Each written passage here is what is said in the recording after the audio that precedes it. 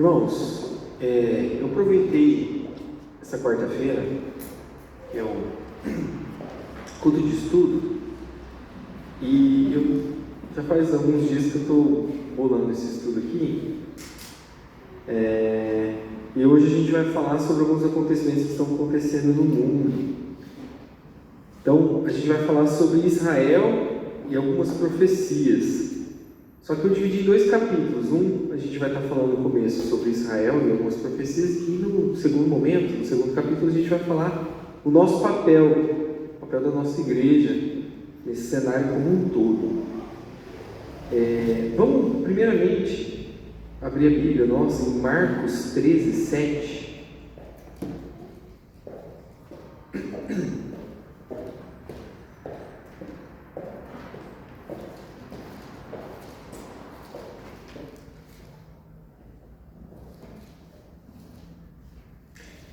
Marcos capítulo 13, no versículo 7, Jesus falando ali aos seus discípulos, ele diz o seguinte: e quando ouvirdes de guerra e rumores de guerra, não vos assusteis, porque assim deve acontecer, mas ainda não será o fim. De uns anos para cá, o que mais a gente ouve, né? De guerra, rumor de guerra, toda hora alguém fala, vai começar a Terceira Guerra Mundial, agora vai ser uma guerra atômica e tal. Mas no meio de tudo isso está Israel. Mas antes da gente tentar entender o que está acontecendo hoje, a gente tem que dar uns passos atrás, e a gente entender sobre o próprio povo de Israel, né? Os irmãos lembram bem que Abraão tinha uma promessa de Deus. E qual que era a promessa que Deus tinha para ele? Ele ia virar uma grande nação. E daí, no primeiro momento, talvez por incredulidade de Abraão, ele não creu 100% nessa promessa e de uma certa forma quis ajudar a Deus, né? Já que minha esposa Sara não está tendo filho, eu vou fazer um filho com a concubina, com a criada da esposa, que era uma prática até comum daquela época. E Agar gerou um filho com o nome Ismael. E daí, quando a gente olha os povos que se originaram de Ismael, a gente vê que a maioria são os árabes, e a maioria deles muçulmanos. Então, vários povos que conflitaram com Israel em toda a sua trajetória se originaram de Ismael. Eu trouxe um dado aqui, que o Ismael ele é considerado o antepassado direto dos árabes. E na tradição islâmica, Ismael também é um ancestral do profeta Maomé. Para os islâmicos, eles acreditam que Ismael é um ancestral do profeta Maomé, que o profeta Maomé ele veio de algumas gerações. E quem conhece os muçulmanos sabe que o profeta Maomé é a figura-chave ali da religião deles, né? E segundo ainda essa tradição, foi o próprio Ismael que construiu a Kaaba, que é uma estrutura cúbica de pedra que tem lá em Meca, que eles adoram, né? Então, que é o símbolo máximo de adoração ali, foi pela tradição deles construído ali por Ismael. Então vocês veem que talvez a gente não acreditar nas promessas de Deus, ou a gente não tomar uns atalhos do caminho de Deus, pode trazer consequências para o resto da vida, que foi isso que aconteceu. Abraão não ficou tão firme ali na promessa de Deus, que Deus faria ele pai de uma grande nação, fez um filho ali com a criada da sua esposa, veio ao mundo Ismael e veio todos os árabes descendentes desse filho, porque afinal de contas ele também era um filho de Abraão, né? Mas não era o filho da promessa. Então, às vezes, já fica o ponto 1 para a gente refletir nessa noite, né? Não confiar nas promessas de Deus, ou a gente tomar atalhos, quais as consequências que isso pode trazer. E no caso de Israel, trouxe consequências até hoje. Até hoje, povos que descendem de Ismael têm conflitos com Israel e querem a sua destruição. Pois bem, uma outra coisa, Esaú. Irmãos, lembram que Abraão teve Isaac. Isaac teve, a gente fala assim, Deus é o Deus de Abraão, Isaac e Esaú. Não, Jacó, Deus é Abraão, Deus é o Deus de Abraão, Isaac e Jacó. Mas Jacó não era o primogênito, era Esaú. Então teve toda aquela história de ele vender a primogenitura para o seu irmão, e daí originou-se povos de Esaú que foram por muito tempo também inimigos de Israel. Então você vê que algumas consequências que aconteceram ao longo da história de Israel trouxeram prejuízos para o povo por um longo período.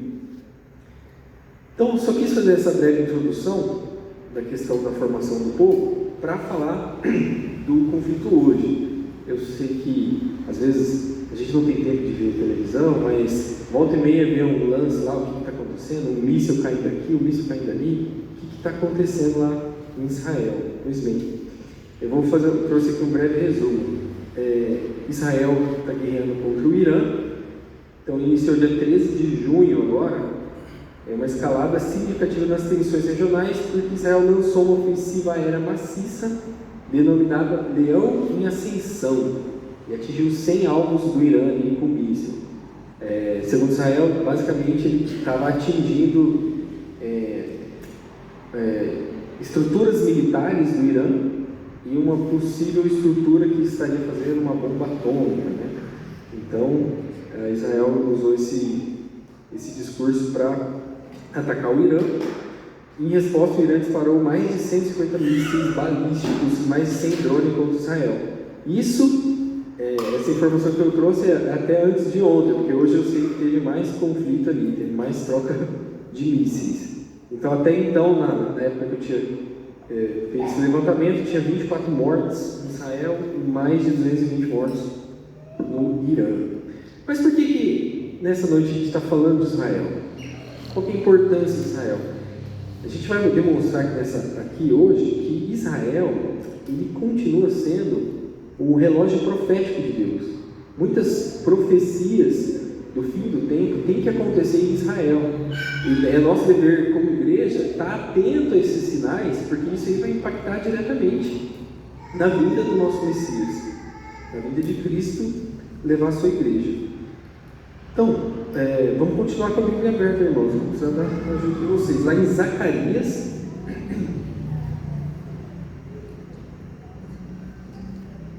capítulo 12.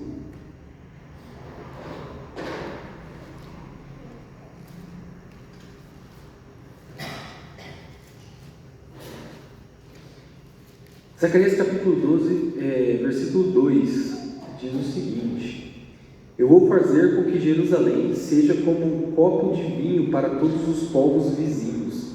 Eles beberão e ficarão bêbados. Quando eles atacarem Jerusalém, atacarão também as outras cidades de Judá. Mas naquele dia eu farei com que Jerusalém seja uma pedra pesada para todos os povos. Quem tentar levantá-la ficará gravemente ferido, e todas as nações do mundo se juntarão para atacar a cidade de Jerusalém. Então, aqui, Zacarias, e também a gente vai ler daqui a pouco Ezequiel, começa as profecias sobre o que ainda vai acontecer com a cidade, com Jerusalém, mas principalmente com Israel. E ele fala aqui, que naquele dia levantarei que todas as nações do mundo se juntarão para atacar a cidade de Jerusalém. Vamos abrir também Ezequiel que vai ser a profecia central dessa noite.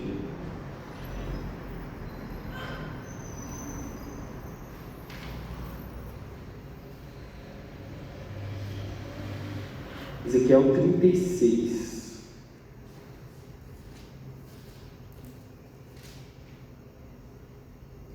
Ezequiel 36, versículo 33, diz o seguinte: O Senhor Deus diz: No dia em que eu os purificar de todos os seus pecados deixarei que construam de novo as suas cidades arrasadas e vivam nelas. Todos os que passaram pelas lavouras de vocês viam que estavam abandonadas, que o capim havia crescido, mas eu deixarei que vocês façam plantação de novo. Todos dirão isso a respeito dessa terra. Ela era um deserto, mas agora ficou igual ao jardim do Éden. Falarão também a respeito das cidades que foram roubadas, destruídas e arrasadas, e que naquele tempo estarão cercadas por muralhas e habitadas. Então as nações vizinhas que sobrarem ficarão sabendo que eu, o Senhor, construí de novo as cidades destruídas e fiz nova plantação nas terras abandonadas. Eu, o Senhor, disse que eu ia fazer isso e faria. Então, irmãos, aqui, uma profecia de 2.500 anos atrás, fala da reconstrução da cidade, da reconstrução de Israel, né, como um todo. A gente lembra que Israel passou, depois do Império Romano, passou por várias invasões e povos dominando. Teve um momento que os judeus eles são espalhados pelo mundo ali, e durante o Império Otomano, foi o último império que dominou Israel, ficou 400 anos. Então não tinha ali judeus, era uma mistura de povos que estavam ali, os judeus todos esparramados, mas tinha essa profecia falando que Deus ia trazê-los de volta, ia restaurar, e quem olhasse falava: nossa, isso aqui é um deserto, e olha como está agora, né? Então o Império Otomano ficou ali 400 anos, lá nos anos 1500 até 1900. Depois, finalizando a Primeira Guerra Mundial, ficou sob o domínio britânico por uns 30 anos, até que em 1947 o domínio daquela região vai para as mãos da ONU. E a gente vê mais uma profecia aqui em Isaías agora, Isaías 66, versículo 8.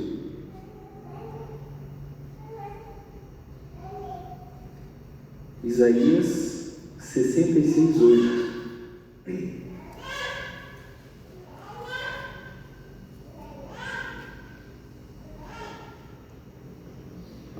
Que diz o seguinte: quem já ouviu falar de uma coisa assim?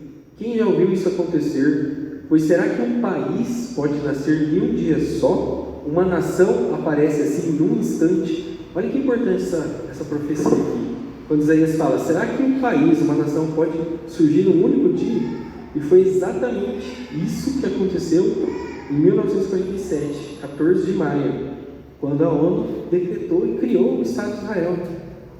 Ele falou: agora, essa região aqui, que pertence aos judeus, pós-Segunda Guerra Mundial, né, em 1947, e falou: agora esse aqui é um país. Então, olha só, várias profecias que a gente leu aqui, a gente viu se cumprir na história de Israel.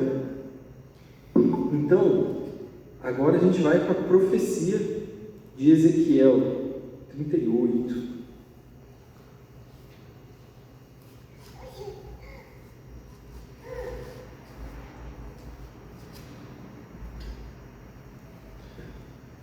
Vamos lá, aqui vai ser alguns versículos aqui que vamos ler. Vamos, Ezequiel 38 diz o seguinte: profecia contra Gog.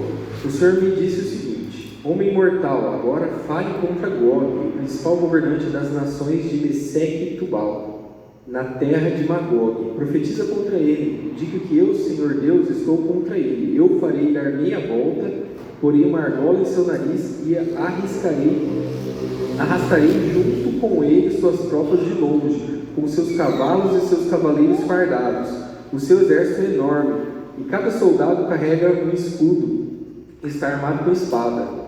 Soldados da Pérsia, Etiópia e Líbia estão com ele, e todos têm escudos e capacete. Todas as tropas das terras de Gomer e de Bet Togarma, que ficam no norte, estão com ele, e também soldados de muitas outras nações. Diga que se preparem e que apronte todas as tropas que ele comanda, pois de muitos anos eu mandarei invadir um país onde o povo tem vivido sem medo de guerra, desde quando foram trazidos de volta de muitas nações. Aqui já tem um ponto, né? Quando fala foi trazido de volta de muitas nações. Quando foi criado o Estado de Israel, vários judeus que estavam pelo mundo voltaram para Israel. Então aqui já tem um cumprimento da profecia aqui, né? Ele invadirá as montanhas de Israel, que tinham estado arrasadas e desertas por tanto tempo, mas onde agora todo o povo vive em segurança. Ele e o seu exército e muitas nações que estão com ele atacarão como uma tempestade, cobrirão a terra como uma nuvem.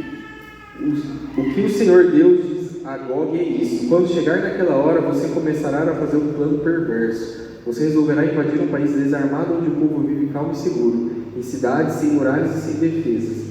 Você assaltará o povo que vive em cidades já arrasadas e roubará o que há nelas. Os moradores dessas cidades foram tirados do meio das outras nações e reunidos num só lugar, e agora possuem gado e propriedade e vivem no centro do mundo. O povo de Sadá e Dedã e os negociantes e as autoridades da Espanha lhe perguntarão: você reuniu o exército e atacou para assaltar e levar o que o povo tem? Você está pensando em pegar o gado, prata e ouro ou outras coisas de valor e ir embora com tudo o que roubar? Por isso o Senhor Deus me mandou falar em seu nome a Gog e dizer a ele o seguinte: naquele tempo, quando o meu povo de Israel estiver vivendo em segurança, você sairá e virá no seu lugar que fica no norte distante. Você virá comandando um grande e poderoso exército de soldados de muitas nações, e todos a cavalo, como uma tempestade que passa pela terra. Você atacará meu povo de Israel. Quando chegar a hora, eu mandarei invadir a minha terra, para que as nações fiquem sabendo que sou e vejam a minha santidade naquilo que estou fazendo por meio de você. Você é aquele de quem falei há muito tempo, quando anunciei por meio dos meus servos, os profetas de Israel, que no futuro eu iria trazer alguém para atacar o povo de Israel. O Senhor Deus que está falando. E daí na sequência tem o castigo de Gog, né? Deus vencendo essa batalha. Irmãos, a gente analisar uma profecia é algo difícil, né? Principalmente quando a gente não sabe se a gente está vivendo no meio daquela profecia ou se está chegando próximo daquela profecia. Agora, quando é uma profecia que já se passou, é muito claro a gente ver, igual essa profecia que a gente leu aqui, né? Pode-se fazer nascer uma nação num dia só?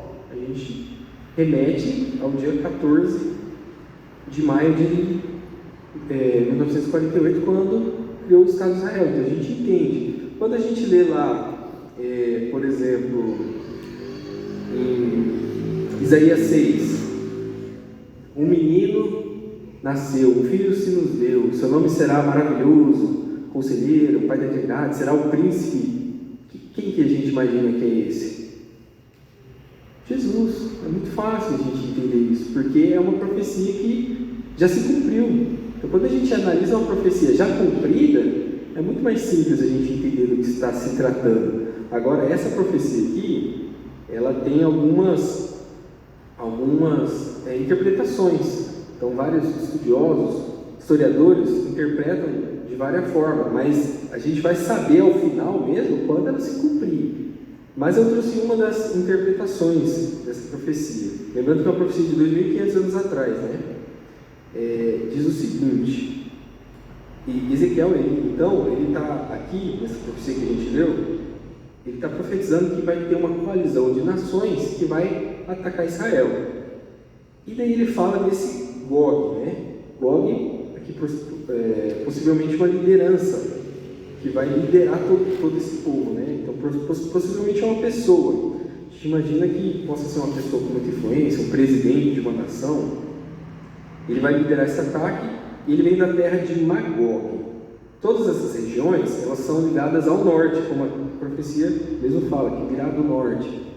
Se você pegar um mapa do mundo assim, e traçar uma linha assim para cima de Israel no norte, você ir andando, você vai chegar ali numa ponta da Rússia, que mais ou menos está onde está Moscou hoje. Então, muitos acreditam que esse Magog seja a própria Rússia, e esse Gog possa ser o presidente da Rússia, né? E também algumas outras cidades aqui, já são traduzidas como cidades de hoje. Quando ele fala os persas, ele está querendo dizer que é o Irã, que o Irã hoje é o país que é a descendência dos persas. Quando ele fala Cush, quer dizer o Sudão. Quando ele fala Put, é o norte da África, possivelmente a Líbia. Quando ele fala Gomi e Togarma, eram regiões que ficavam na Turquia, então possivelmente a gente está falando da Turquia. E Magog, possivelmente a antiga União Soviética, deve ser a Rússia e outras nações. Então, trazendo para o contexto de hoje, quando a gente olha essas nações que eu falei, todas elas têm uma relação entre elas, uma relação comercial, relação militar, ou relação econômica, ou até relação religiosa uma com as outras, né? Todas elas, menos elas com Israel. Então, dá a impressão que essas nações vão se formar para cumprir a profecia de Ezequiel 38, né? Mas, como o próprio Ezequiel diz, qual que é o propósito dessa guerra? Lá no final da profecia, no versículo 23, ele fala: deste modo mostrarei a todas as nações que eu sou poderoso e santo, elas ficarão sabendo que eu sou o Senhor. Então, por que é importante a gente ficar analisando a história de Israel? Você fala assim: mas Israel rejeitou o Messias. Sim. Israel não acredita que Jesus é o Salvador, eles esperam o Messias dele, eles não têm, muitas das vezes não têm muito respeito com o cristianismo, isso é fato. Mas, fechando esse capítulo 1, a importância de Israel é justamente de ser esse relógio profético de Deus. Então a gente sabe que essas profecias vão acontecer, como aconteceram essas outras que a gente leu, ainda sobre Israel, quando fala da criação da nação. Então são profecias que aconteceram com Israel. Então a gente sabe que quando chegar isso acontecer, vai estar próximo do fim, né? E cada vez que acontece um conflito lá, como esse do Irã que está acontecendo, a gente já imagina que já esteja caminhando para o fim, né? Então, a gente pode imaginar que essa guerra atual contra o Irã, de agora, desses dias, ainda não é essa guerra que está aqui em Ezequiel 38, porém, ela pode se tornar a ser, porque a partir do momento que está tendo esse conflito, você já vê rumores de outras nações querendo entrar junto ali, Estados Unidos, Rússia querendo apoiar o Irã. Então, isso tudo pode se tornar esse conflito que está falando aqui. Esses sinais que está mostrando aqui, eles vão se intensificando. Essas alianças desses países, o ódio contra Israel, né? Só que em meio a tudo isso, a gente tem que saber que Deus, ele ainda cumpre a sua palavra. Lá em Salmos 121, 4, diz o seguinte: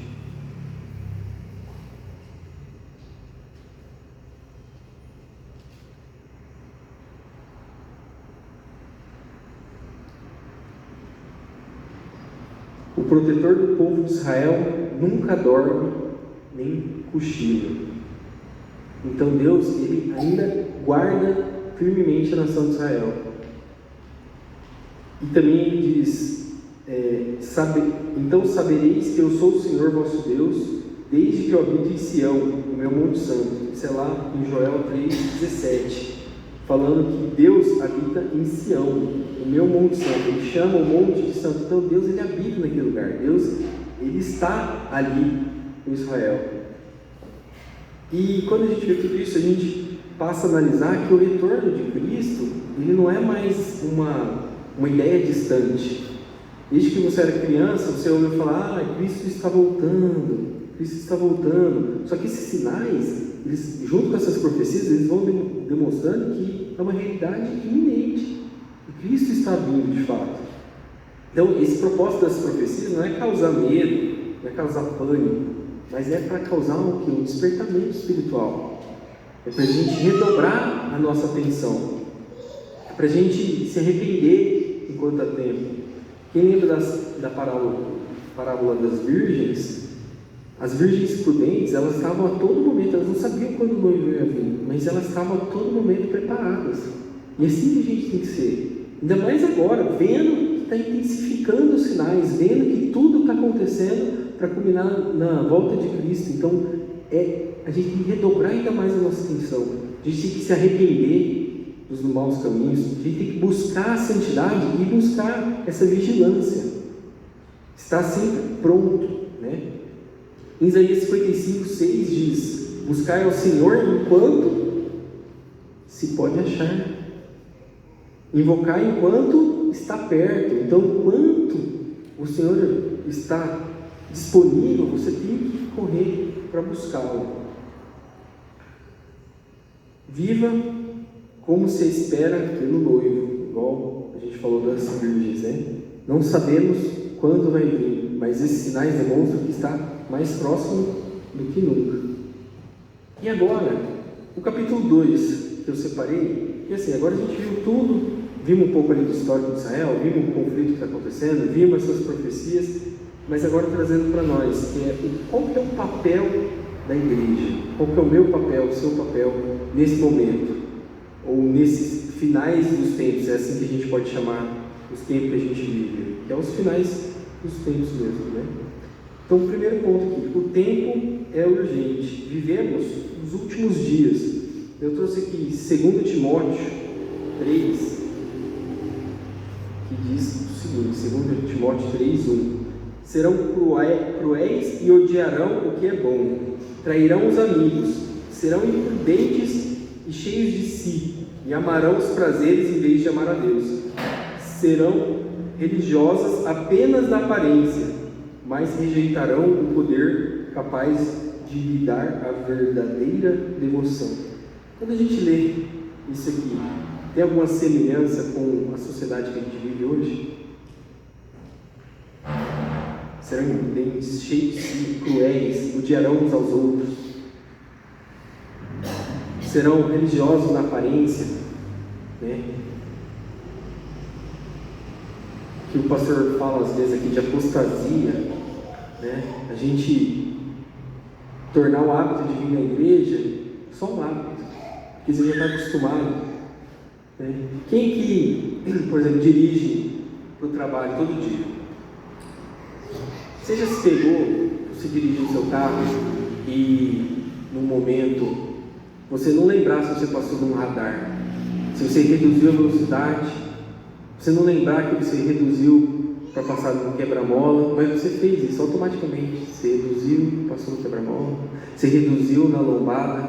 Às vezes você fica com aquilo na cabeça, será que eu fiz? Mas não, você fez. Só que você não vivenciou aquilo, você não estava ali presente, assim, de corpo, de alma, de espírito, prestando atenção naquilo, mas você fez esse caminho.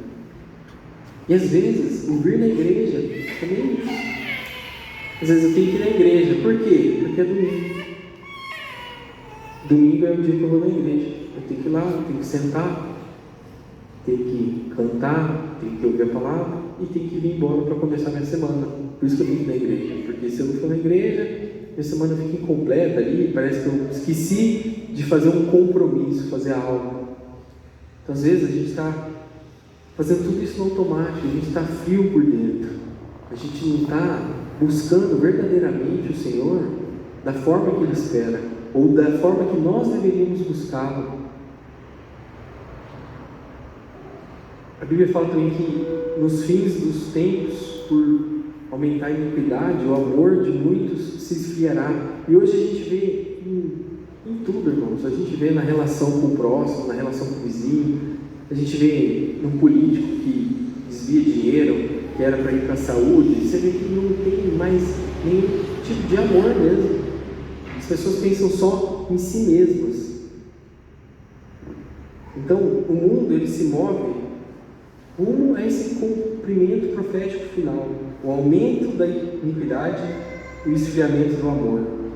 Como está em Mateus 24:12, né, que eu acabei de falar, por se multiplicar a iniquidade, o amor de muitos se esfriará. E nesse contexto, a gente está falando aqui do papel da igreja. A igreja, ela não pode ser uma mera espectadora, ela não pode assistir tudo isso acontecendo, ela não pode ficar passiva, ela tem que agir, porque Deus nos chamou para ser o que? Luz do mundo. Lá em Mateus 5:14, vós sois a luz do mundo, não se pode esconder uma cidade edificada sobre um monte. Ou seja, você não pode ficar inerte, você não pode pegar aquela luz e ficar escondendo aquela luz. Você tem que mostrar, você tem que apontar o caminho para o mundo, você tem que ser a diferença do mundo. Esses dias a gente fez aquele congresso, né? O VTI, a gente foi atrás, fomos na casa das pessoas, fomos evangelizar, e esse é o papel que Deus espera da gente. Às vezes você fala para si mesmo: poxa, eu cansei de falar de Cristo para fulano da minha família, ele não quer mais saber. Tenta mais uma vez, tenta de novo, insista, não desista. Não desista de falar as boas novas da salvação para as pessoas que estão ao seu redor.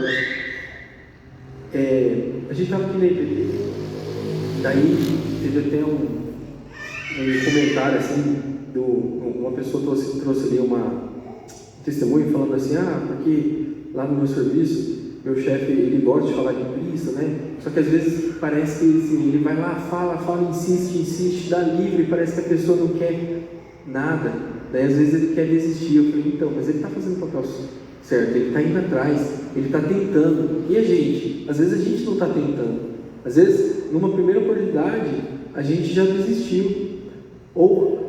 E pessoas que a gente vê todos os domingos na reunião de família, você fala: aquela pessoa não quer mais saber de Cristo, eu já falei 1, 2 vezes, não vou falar mais. Mas você aguentaria viver com a perda daquela pessoa? Você saber que aquela pessoa ela vai para o inferno, e você tem ali a palavra de Cristo por você? Eu já falei 1, 2 vezes, não interessa, fala mais, fala de novo, tenta mais uma vez. Então, a missão da igreja nesse tempo: pregar o Evangelho a todo o povo. Em Mateus 24:14 fala: e este Evangelho do reino será pregado a todo mundo, em testemunha a todas as nações, então virá o fim. Olha que interessante esse versículo. Ele fala que o Evangelho de Cristo vai ser pregado a todas as pessoas, a todas as nações, então virá o fim. Então, irmãos, a gente tem que entender que antes do fim, o Evangelho vai ser pregado a todo mundo. E aqui você tem a oportunidade de participar disso. Você tem a oportunidade de pregar o Evangelho, porque ele vai ser pregado. Deus vai fazer com que ele seja pregado. Você, querendo ou não, você participando disso ou não, mas não é muito melhor a gente participar disso? Não é muito melhor a gente participar do plano de Deus para a salvação do mundo? A gente fala: eu contribuí, eu evangelizei, eu falei de Cristo para as pessoas ao meu redor, eu não deixei que elas perecessem. Outra missão: viver em santidade e vigilância. Em 1 Pedro 1:15, 16 diz assim: mas assim como é santo aquele que os chamou, sejam santos vocês também em tudo que fizerem, pois está escrito: sejam santos, porque eu sou santo. Aqui Pedro está exortando os cristãos, e ele usa um versículo que está lá em Levítico 11:44, né? Sede santos, porque eu sou santo. Isso é o Senhor falando. Vocês têm que ser santos, porque eu, que sou o Senhor de vocês, sou o Deus de vocês, sou santo. Então busquem a santidade, se santifiquem. Então, fugir da aparência do mal, abandonar os prazeres desse mundo, abandonar as coisas que não te levam a nada, que não te edificam. Coisas que, imagina você lá no último dia, lá na sua salvação, você olhar para trás, ver o histórico da sua vida e ver quanto tempo você perdeu com coisas fúteis, com coisas que não te edificaram, e de coisas que você insiste em trazer para a sua vida.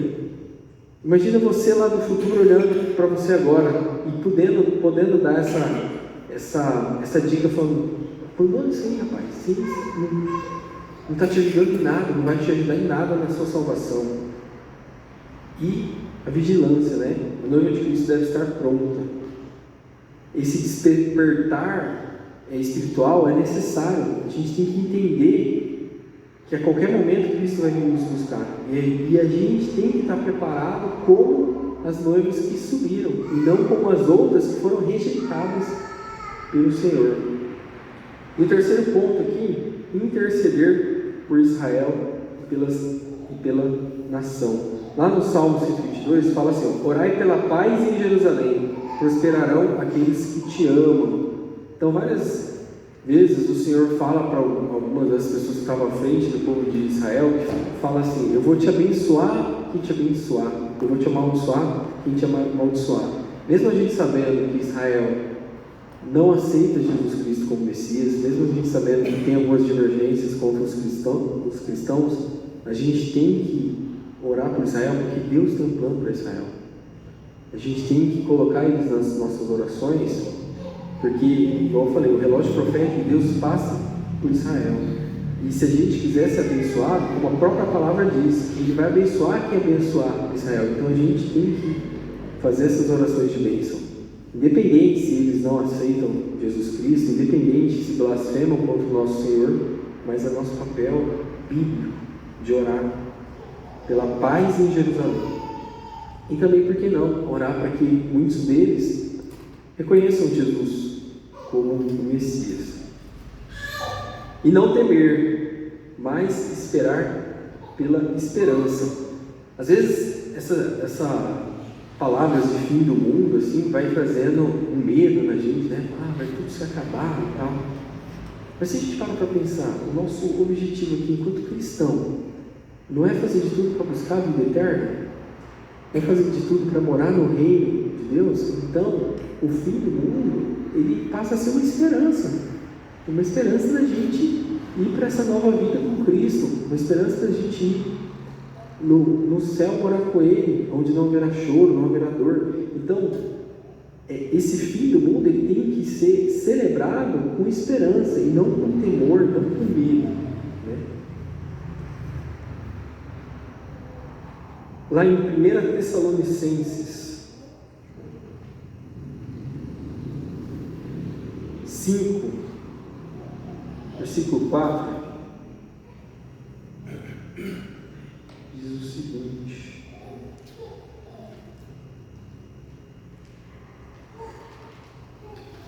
1 Tessalonicenses 5:4. Mas vocês, irmãos, não estão na escuridão, e o dia do Senhor não deverá pegá-los como um ladrão que ataca de surpresa. Todos vocês são da luz e do dia. Nós não somos da noite e nem da escuridão. Por isso, não vamos ficar dormindo como os outros, mas vamos estar acordados em nosso perfeito juízo. Aqui ele fala que o dia do Senhor não vai pegar a gente desprevenido, porque a gente vai estar aqui se preparando para esse dia. A gente vai estar se santificando, a gente vai estar buscando a Deus, a gente vai estar em oração, pregando o Evangelho. Então, o dia do Senhor, quando Ele vir, a gente vai viver esse dia com alegria, né? E não vai ser um dia de desespero, um dia de medo, ou que vai pegar a gente desprevenido, né? Então, irmãos, nosso objetivo aqui na Terra é viver com os olhos e os corações no céu, mas com os pés na missão, né? Até eu lembrei do congresso aqui que a gente falou, né? Pés na terra e coração no céu. Porque o mundo, ele pode estar o caos que estiver do nosso lado, independente dos problemas que a gente está passando, ou independente dos problemas que o país está enfrentando, a gente tem que saber que a gente tem uma missão cumprir nessa terra. E essa missão tem que ser mais importante que qualquer coisa que aconteça ao nosso redor. Então, como que a gente está hoje como igreja? A gente está vigiando, a gente está orando, a gente está pregando de verdade, a gente está firme na palavra. Como que a gente está vivendo esses últimos dias aqui da Igreja de Cristo na Terra? Que nós possamos, nessa noite, entender que esses conflitos que estão acontecendo fazem parte dessas profecias de Cristo. Que mais? A gente tem que entender que existem profecias para Israel e que elas vão ser cumpridas, porque o Senhor não é homem para que minta, nem filho do homem para que se arrependa. Ele vai cumprir as profecias que estão aqui. Conforme eu disse, às vezes é difícil a gente entender uma coisa ou outra da profecia, a gente saber com exatidão o que vai acontecer de fato, mas a gente sabe que já está acontecendo. Então, é o nosso papel se preparar espiritualmente, buscar a Deus enquanto é tempo, orar pela igreja do Senhor aqui na terra e orar também pela nação de Israel. Então, em Mateus 24:13, para fechar, e eu já convido os irmãos a ficar em pé para a gente fazer uma oração. Mateus 24:13 é o versículo que eu vou deixar aqui da noite, que diz o seguinte: mas aquele que perseverar até o fim será salvo. Amém? Amém? Vamos perseverar até o fim. Amém? Vamos ficar em pé? Eu queria convidá-los nessa oração que a gente orasse pelo nosso país, claro, pela Igreja de Cristo aqui na Terra, mas que a gente também orasse pelo despertamento espiritual das pessoas e também aproveitasse para a gente orar pela nação de Israel. Amém?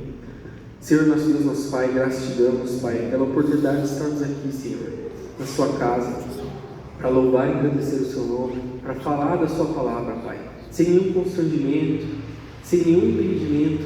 Nós estamos aqui falando de Ti, Senhor, e graças te damos por isso, Pai, porque muitas pessoas estão em países, Senhor, que eles não podem falar livremente o seu Evangelho. Muitas pessoas estão sendo perseguidas nesse momento, e nós queremos que a nossa oração chegue até eles, Senhor, que o Senhor dê ânimo, capacite cada vez mais, Senhor, aumente a fé dessas pessoas, Pai, que estão enfrentando perseguição por governo, perseguição por religiões que não acreditam no cristianismo, Senhor, que perseguem, torturam e matam os cristãos, Pai. Protege a sua igreja aqui na terra, Senhor. Protege os cristãos nessas últimas horas da sua igreja aqui na terra, Pai. Nós queremos te pedir também, Senhor, para o despertamento espiritual da sua igreja, Pai. Que eles possam entender, Senhor, a gravidade de tudo que está acontecendo, Pai. Que eles possam entender que eles ainda têm tempo para se arrepender, que eles têm tempo para buscar o Senhor, Pai. Mas que esse tempo está cada vez mais se afunilando, Senhor. Então faz arder no coração a chama, Senhor, de te buscar, Pai. De evangelizar, de falar de Cristo para todas as pessoas ao nosso redor, Senhor. Queremos também estender nossa oração ali pela nação de Israel, por todos os cristãos que estão ali, Senhor, no meio desse conflito, desses bombardeios, Senhor, que o Senhor possa protegê-los, Pai. E que os judeus que estão ali também, Senhor, que o Senhor proteja a nação de Israel como um povo que o Senhor ainda tem promessa para cumprir ali, Senhor. E que no dado momento eles reconheçam, Pai, como a sua palavra diz, eles hão de reconhecer que Tu és o Messias, Pai. Abençoa as famílias da sua igreja aqui, abençoa a sua igreja Batista Catiai. Fica conosco no decorrer dessa semana. Essa é a nossa oração, em nome de Jesus. Amém.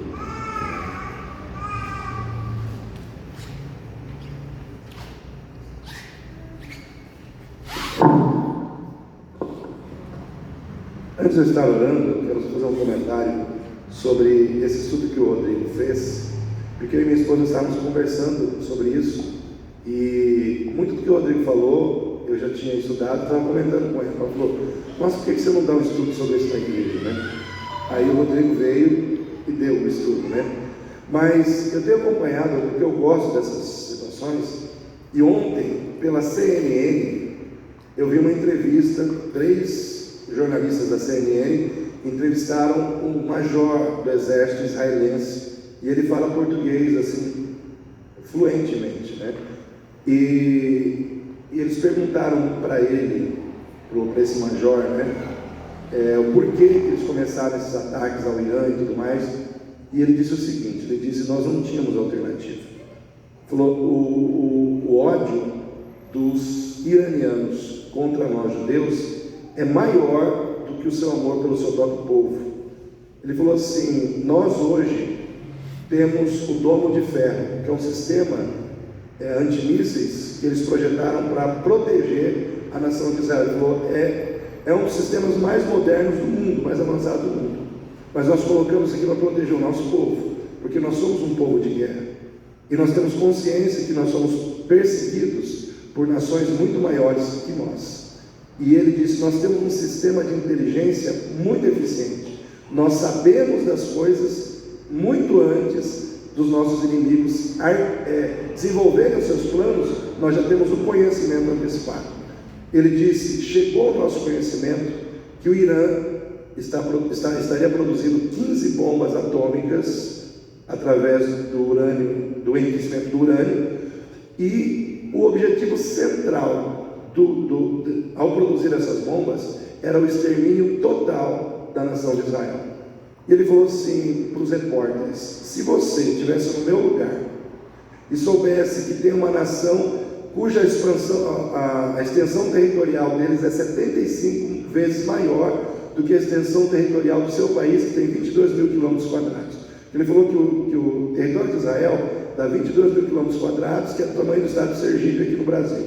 Ele falou: se você soubesse que tem uma nação 75 vezes maior, projetando bombas atômicas para exterminar completamente o seu país, o que você faria no meu lugar? O que vocês fariam se vocês estivessem no nosso lugar? Ele falou, então as pessoas julgam que nós iniciamos uma guerra, mas as pessoas não têm entendimento do que está acontecendo e do porquê de todas essas situações. Aí ele falou assim, não é intenção nossa ferir civis, matar crianças, porém, nós temos uma opção, ou nós protegemos a nossa nação, ou nós sucumbimos diante daqueles que querem nos exterminar.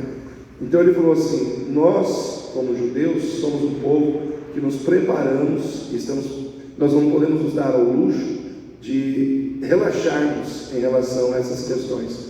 Então, e se a gente analisar, irmãos, tudo que o Rodrigo falou, eu estava estudando um pouco sobre tudo isso, os judeus foram espalhados em todos os continentes, e por onde eles passaram, eles prosperaram. Só que eles não tinham uma terra que era deles, porque a terra que era deles foi tomada pelo Império Romano, e depois, quando o Império Romano decaiu, foi entregue aos turcos otomanos, né? Então a terra que era deles, eles perderam, só que eles foram espalhados, e Deus prometeu que os ajuntaria e lhes daria de volta a sua terra, né? E isso aconteceu. Então realmente, se a gente analisar tudo que aconteceu, o Holocausto, né, que houve aquela matança de judeus através de Hitler, né, de tudo que Hitler fez para matar ali os judeus, e eles continuam crescendo, e é uma potência em tudo que eles fazem. Eles têm a ciência deles é super avançada, o poderio militar deles é super avançado. Então é como o Rodrigo falou, eu não vejo que essa guerra tende a terminar assim. Eu vejo que ela pode ser um estupim para talvez algo maior vir a acontecer, porque nós sabemos que os Estados Unidos são apoiadores de Israel, e outras nações grandes, tão grandes quanto os Estados Unidos, também estão esperando para se posicionar. Eu vejo que, em função de posicionamentos políticos de nações que estão em torno disso, pode ser gerada uma guerra muito maior. Então nós temos que estar preparados para entender que tudo isso faz parte de um processo profético que tem que acontecer, né? Precisa acontecer. Então eu vejo assim que nós, como igreja, não podemos ficar perdendo muitas vezes tempo com coisas fúteis, com futilidades, né?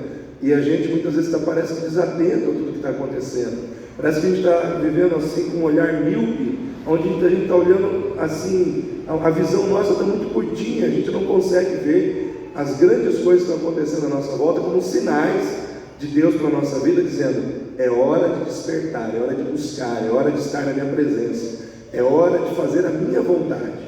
Acima de tudo, é tempo de obedecer a Deus, de fazer a vontade de Deus, de se alinhar com a vontade de Deus, porque, irmãos, está chegando, né? Tudo está se cumprindo, e nós temos que estar preparados.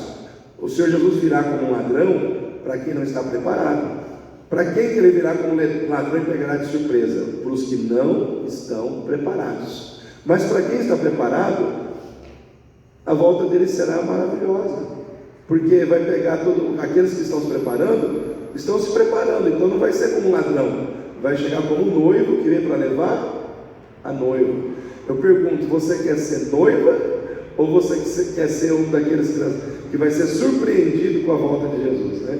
Então é uma coisa que a gente tem que parar para pensar, né? Vamos orar, eu quero orar também mais uma vez, e quero canalizar a atenção de vocês para sexta-feira. Sexta-feira vamos estar aqui, primeiro dia do aniversário da igreja, vai ser bênção, né? O apóstolo Márcio Canino vai ser usado por Deus com certeza na palavra, nos dons, né? Da maneira como Deus o usa. E eu quero que os irmãos estejam aqui, é o aniversário da nossa igreja, 21 anos, vamos estar aqui celebrando, né? E buscando a presença de Deus, amém? Oremos. Querido Deus e Pai, nós queremos te louvar, te agradecer por tudo que o Senhor, ó Deus, já fez, está fazendo e vai fazer. Ó Deus, obrigado por abrir os nossos olhos espirituais para tudo que está acontecendo nesse tempo, para que nós possamos estar atentos às profecias e nos prepararmos para tudo que virá.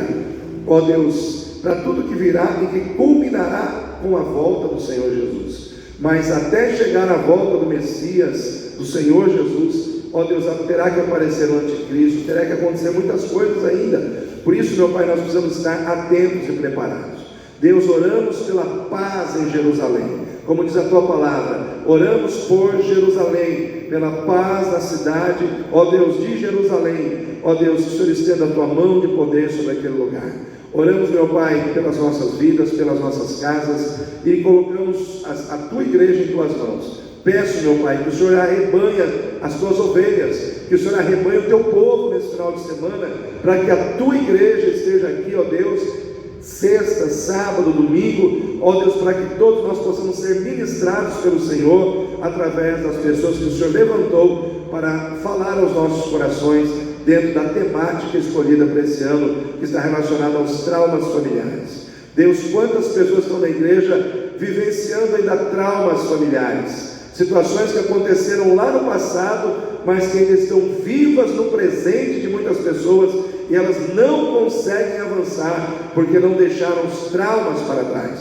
Deus, é tempo de cura, é tempo de restauração. Deus, trabalha esse propósito no coração da tua igreja. É o que eu te peço e desde já te agradeço, em nome do Senhor Jesus. Amém. Amém, queridos.